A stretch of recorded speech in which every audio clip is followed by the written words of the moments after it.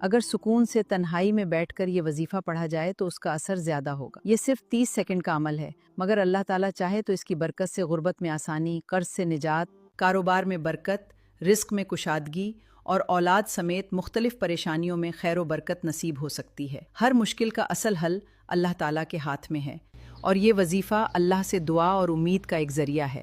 اگر آپ بھی یہ عمل کرنے کا ارادہ رکھتے ہیں تو کمنٹ میں اللہ لکھ دیں۔ شکریہ۔ ہر مشکل اور پریشانی کے حل کے لیے ایک آسان وظیفہ بیان کیا جاتا ہے۔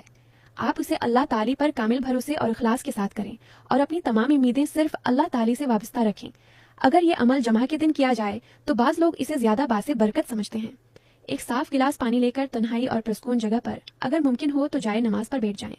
پہلے 3 مرتبہ درود ابراہیمی یا کوئی بھی مختصر درود پاک پڑھیں۔ اس کے بعد 3 مرتبہ پڑھیں یا اللہ یا ربی یا اللہ یا ربی یا اللہ یا ربی۔ پھر 3 مرتبہ پڑھیں یا اللہ یا ربنا یا اللہ یا ربنا یا اللہ یا ربنا۔ اس کے بعد 3 مرتبہ پڑھیں یا اللہ المدد یا اللہ المدد یا اللہ المدد۔ پھر پانی پر دم کریں اور یہ پانی گھر والوں کو یا جس کے لیے دعا کی جا رہی ہو اسے پلا دیں اور اللہ تعالی سے